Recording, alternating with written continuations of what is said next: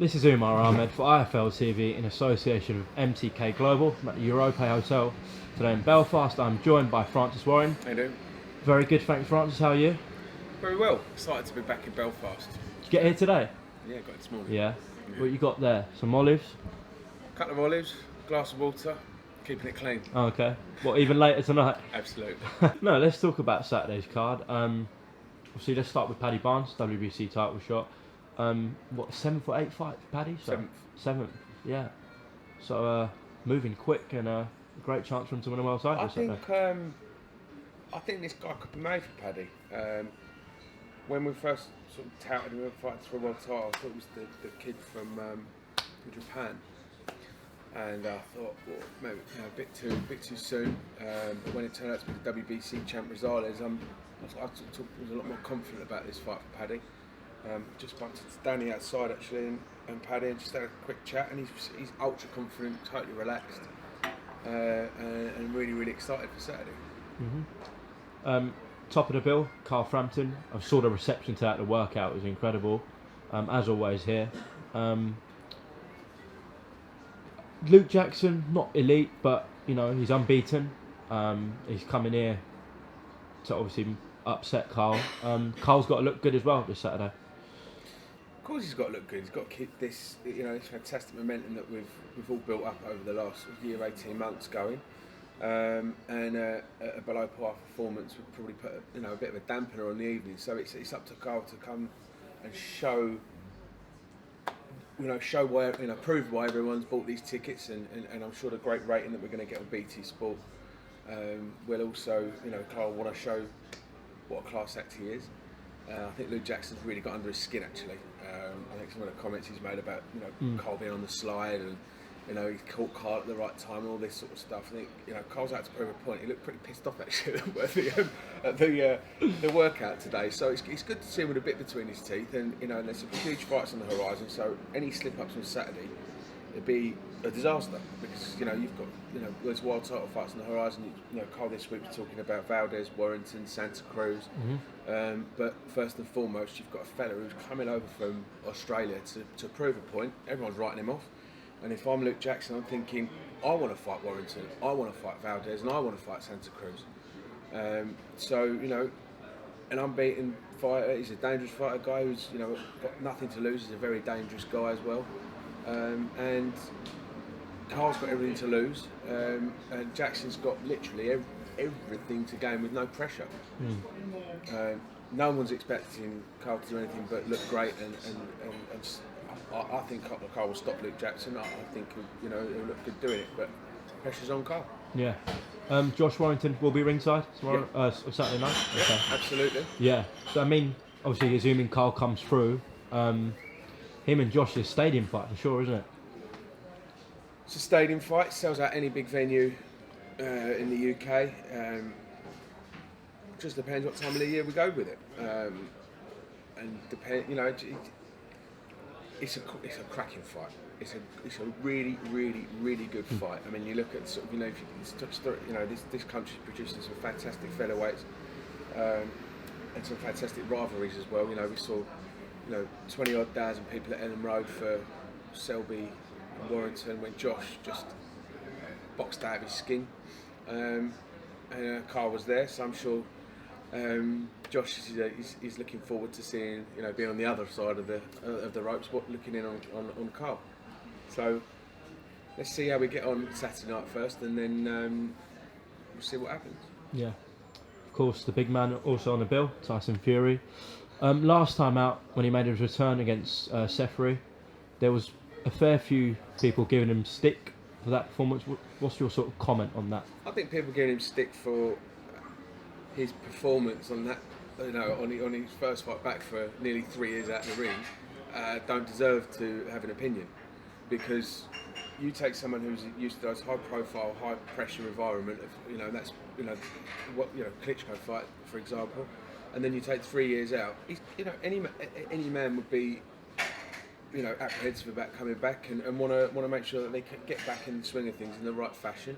A lot of weight to lose, and to do what Tyson Fury has done after what he's talked about, what he's been through in the last 3 years, to see him today smiling, moving around like a middleweight, enjoying himself. I've never seen such a positive outlook from a fighter.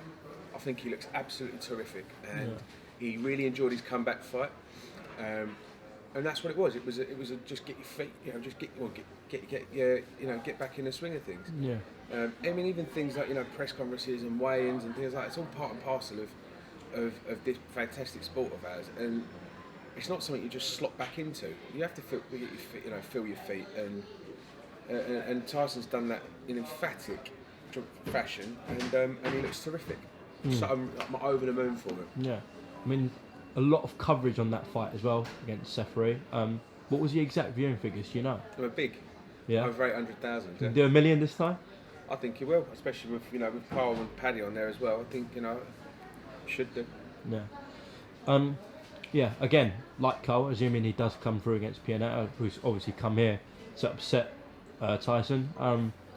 Deontay's ringside. Been a lot of talk. Your dad said it's basically 99.99% done. Exact words yesterday. You must be excited, like the rest of us, about that. Absolutely. It's the biggest fight in boxing. It will certainly be the biggest fight in boxing this year, bar none, and it just goes to show how far Tyson's come. Anyone who would have told me a year ago we'd be here, it would have been hard to believe. But it's an absolute. It's just brilliant for him. I'm a bit speechless about how far he's come, and I'm quite taken aback with his, with the workout today, how much he's enjoying himself. And I think it is step by step, and I think there's a big step he's got to take on Saturday. It's 25,000 people he's going to be fighting against, fighting in front of. Wilder will be there, so that's another bit of an added pressure. And like you said, it's 99.9% done. That 0.1% could be getting over Pianetta. And like I said about Carl, he's got to beat Jackson when he's expected to do so. It's in the same vein so as Tyson Fury. The biggest prize in sports around the corner for Tyson Fury, but it will be gone if he doesn't do the business on Saturday. So, high pressure situation in front of 25,000 people. Do you reckon that fight has any chance of taking here, or it would be most likely to be in Vegas? All will be revealed, So it's like we said, it's 99.9% done, which means it's not done. Apart from that 0.1%, but that is the final hurdle, to overcome that 0.1%. Yeah. Obviously, Wilder was having negotiations with Anthony Joshua for a long time. Nothing's come of it. You guys have probably been speaking to Shelley Finkel and Deontay Wilder for 3 or 4 weeks.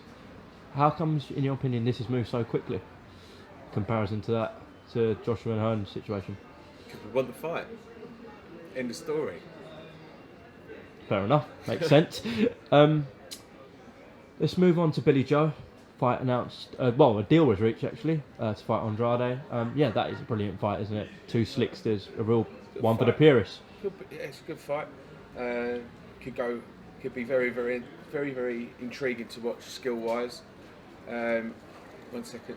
Could be very intriguing to watch skill-wise, or could be an awkward one. So I think whatever happens, Bill will be far too slick, far too clever, far too confident, far too good. Yeah. The winner, hopefully for you guys, Billy Joe, to face the winner of Canelo Golovkin, that rematch. Yeah. Yeah. And Canelo Golovkin's been touted for being on BT pay-per-view. Is there anything you can tell us? Nope. Fair enough. Wasn't expecting that to ask still. Just lastly, a couple of weeks ago you held a presser for Davis v Cattrall. That's been announced for great fight. October the, what was it? 6th in Leicester. Yeah.